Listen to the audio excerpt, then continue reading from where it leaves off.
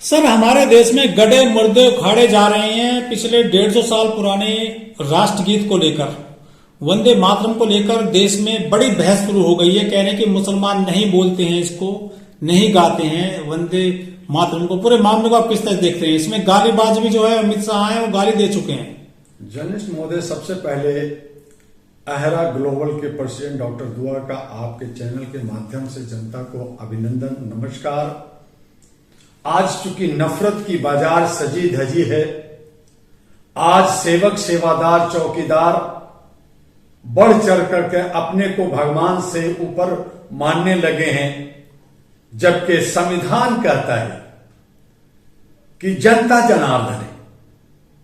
जनता पूछती है कहां है संविधान, कहां है मेरा हक अधिकार, कहां है हमारा देश, कहां है सिस्टम। यहां तो नौकर बढ़ चढ़ करके बातें कर रहे, पार्लियामेंट के अंदर बातें कर रहे। और मजे की बात है कि जहां रोजगार, शिक्षा, स्वास्थ्य और देश की तरक्की की बात होनी चाहिए, 10-10 घंटा, 24 घंटा वंदे मातरम पर बहस चल रहा है। 1 मिनट का खर्चा संसद के अंदर 2.5 लाख रुपया का है। आप सोच सकते हैं कि 24 घंटे का खर्चा कितना हुआ।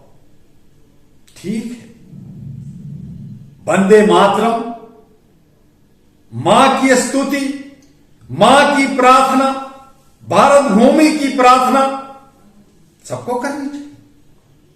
लेकिन मैं इन्हीं नेताओं से जो पार्लियामेंट में बहस कर रहे हैं वंदे मातरम पर, वो एक राष्ट्रीय गीत के रूप में है, लेकिन राष्ट्रीय गीत जो हमारा रिकॉग्नाइज है वो जन गण मन अधिनायक जय है। आज कोई भी नेता, कोई भी प्रोग्राम बिना जन गण मन रखे नहीं खत्म होता, या नहीं शुरू होता। आज कोई भी नेता से पूछिए कि पूरा जन गण मन अधिनायक जय है सुना दे, उसको भी तोड़ दिया गया है, आधा कर दिया गया। फिर भी जो आधा है उसे सुना दे। वंदे मातरम खाली वंदे मातरम से नहीं होगा। सुजलाम सुफलाम मलयलाम जसितलाम श्याम लाम सुनाएगा। तो कहेंगे मुझे संस्कृत नहीं आती। और जब संस्कृत नहीं आती तो जो ब्राह्मणवाद ये अपने हिसाब से चीजों को कहा, ठीक है मानते हैं हम लोग, हम पूजा करते हैं, आस्था करते हैं, मंदिर में जाते हैं, हम गीतों को मानते हैं। लेकिन आप इसे राजनीति का रंग दे दिए। आप बेरोजगारी, महंगाई, युवाओं के भविष्य, मीडिया को, चौथी स्तंभ को खरीद लिया। टीआरपी के लिए वो खाली भोगता है, शोर मचाता है। आपने गांधी का 3 बंदा, बुरा न देखो, बुरा न सुनो, बुरा न बोलो, 2 अपने पास रख लिया, 1 मीडिया को दे दिया। जनता के पास क्या है? क्योंकि चुनाव है पश्चिम बंगाल में, इसमें याद किया जा रहा है बंकिम चंद्र चट्टोपाध्याय को। जर्नलिस्ट महोदय, चुनाव बंगाल में हो या दिल्ली में हो या राजस्थान में हो, बिहार का चुनाव हुआ, वहां व्यवस्था थी। जनता कह रही है कि वहां चुनाव जनता का वोट से नहीं बल्कि व्यवस्था से हुई। और वो इसलिए हुई कि जब बिहार के अंदर एनडीए जीता तो देश के प्रधानमंत्री आदरणीय माननीय सामान्य जी ने कहा, अब की बार बंगाल, वहां व्यवस्था अभी से कर दिया।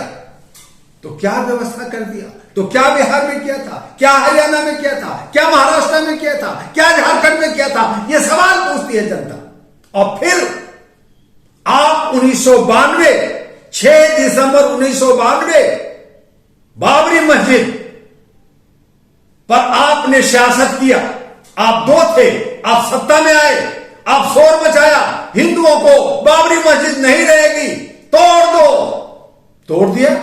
रामलला लाए, प्रतिस्थापना हुई।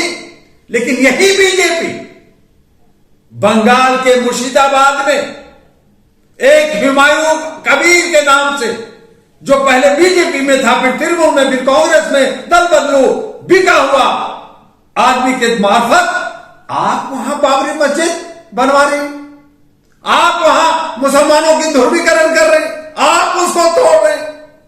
आपको बाबरी मस्जिद, आपने कहा पार्लियामेंट के अंदर कि बाबरी मस्जिद नेहरू जो है अपने सरकारी पैसे से बनवा रहा था, ये नहीं बनवा रहा था, बात खत्म।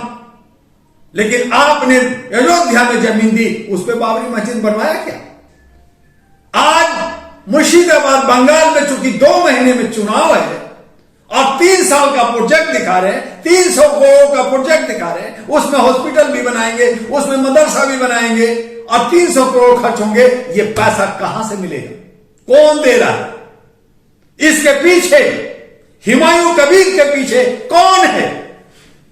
साफ झलक रहा है, जनता को दिखती है। बेवकूफ ना बनाए। बीजेपी बाबरी मस्जिद बनवाना चाहता है, एक तरफ तोड़वाया अयोध्या में, दूसरी तरफ बनवाएगा। किस लिए? ताकि बंगाल में झगड़ा हो, हिंदू मुस्लिम में लड़ाई हो, बंगालियों में लड़ाई हो, ध्रुवीकरण हो। जो जिस तरह से 18% बिहार के मुसलमानों को तोड़ कर करके दरकिनार किया गया, दरी बिछाया गया, झंडा लहराया गया और उनको किनारे कर दिया। 14% यादवों को अलग किया गया, 38% दलितों को अलग किया गया। यही समीकरण, जातीय समीकरण बंगाल के अंदर ये लोग इंप्लीमेंट कर रहे हैं। उसका पहला मोहरा, पहला शतरंज का खेल बना वो हुमायूं कबीर बना। हुमायूं कौन? वो भी तो मुगलों का ही बेटा। और कबीर नाम रख लिया, जहां हिंदू और मुस्लिम दोनों की आस्था, एक फकीर का नाम रख लिया। एक तरफ मुगल, दूसरी तरफ हमारे देश के अंदर बात होती है हिंदू राष्ट्र बनाएंगे, सनातन राष्ट्र बनाएंगे। बनाइए ना। आज तमाम हिंदू हमारे सभी पदों पे, चाहे प्रधानमंत्री हो या चपरासी हो, क्या हिंदू राष्ट्र नहीं है? लेकिन बनाइए। तो ये बना करके, ये शोर मचा करके, तब किसी ने कहा कि अगर हिंदू राष्ट्र बन जाएगा तो क्या एक चमार का लड़का ब्राह्मण के लड़की के साथ शादी कर सकता है? क्या ब्राह्मण का लड़की चमार के लड़के के साथ शादी कर सकती है? उनके घर में रिश्ता बन सकता है? क्या चमार का बच्चा मंदिर में पुरोहित बन सकता है, पुजारी बन सकता है? तभी तो हिंदू राष्ट्र कहलाएगा कि तमाम लोग हिंदू रहे। हिंदू किसको कह रहे हैं? आप शूद्रों को कह रहे हैं। और हिंदू का जब सुप्रीम कोर्ट और इलाहाबाद हाई कोर्ट ने कह दिया कि गुलाम होता है, काला होता है और बंधक होता है, तो फिर पहले तो शूद्र थे, हम नीच थे, निम्न थे, अब हम काला और गुलाम कहलाएंगे।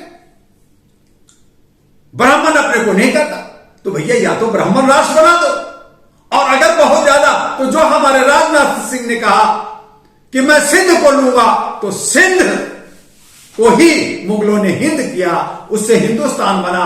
और सारे जहां से अच्छा हिंदुस्तान हमारा, जो आज हमारा सैनिक, आज हमारा तमाम लोग गर्व से गाते हैं, उसको सिंध राष्ट्र बना दो।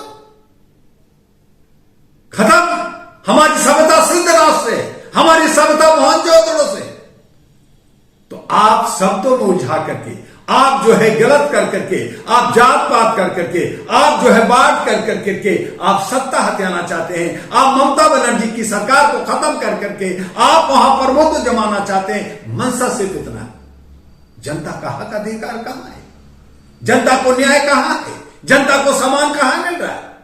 तो इस तरह का ये जो कुचक्र चलाया जा रहा है, ये सत्ता पक्ष के चल रहा है, जो हित में नहीं है। और यही वजह है कि पूरी भारत की जनता जना क्रोश में है, वो जो है खिलाफ है, नाराज है कि ये कैसा। जनता को जनार्दन मालिक कहा जाता, मालिक, और मालिक नौकर से नहीं बनता। पैर में चप्पल नहीं, कपड़े पे बदन में कपड़ा नहीं, खाने को अन्न नहीं, पेट खाली। और आप खेल रहे हैं लंबा लंबा, आप खेल रहे हैं एरोप्लेन से, आप खेल रहे हैं इंडिगो से, करोड़ों रुपए कमा रहे हैं ईडी से वगैरह का छापा, फलना डिगना। अरे जो करना है करो ना भाई। आप साथी ऐप लाओ, आप लोगों को जासूसी करो, आप तानाशाही करो, लेकिन जनता के हित में, जनता के हक में, जनता के रोटी कपड़ा मकान उसका शिक्षा स्वास्थ्य कहां है, सुरक्षा कहां है, यह पूछती है जनता। तो जनता आज खामोश है, लेकिन जिस दिन जनता अपनी गुलामी का एहसास कर लेगा, जिस दिन जनता यह समझ जाएगा कि हमें यानी भगवान को, मालिक को नौकर बेवकूफ बना रहा है, चपत लगा रहा है, चोरी कर रहा है, डकैती कर रहा है, झूठ बोल रहा है, सेंध मार रहा है, उस दिन क्या होगा? चोरी पकड़ी जाएगी और पकड़ी जा रही है, आज नहीं तो कल हिसाब होगा, हिसाब देना होगा। तेरा क्या होगा बबुआ, ये सोच लीजिए। यही हम और आप विचार कर रहे हैं। आज इंटेलेक्चुअल बुद्धिजीवियों कमजोर हो गए, इंटेलेक्चुअल बुद्धिजीवी गुलाम हो गए, यस सर, जी सर कर रहे हैं। और अनपढ़ गवाह जो पढ़े लिखे नहीं है, जिनके पास दिमाग नहीं है, लेकिन चतुराई के साथ भेड़िया बन करके हमें और आपको नोच रहे। कब तक? भारत को बचाना होगा, हमें और आपको खड़ा होना होगा, चाहे उसके लिए हमें शहीद होना क्यों न पड़े।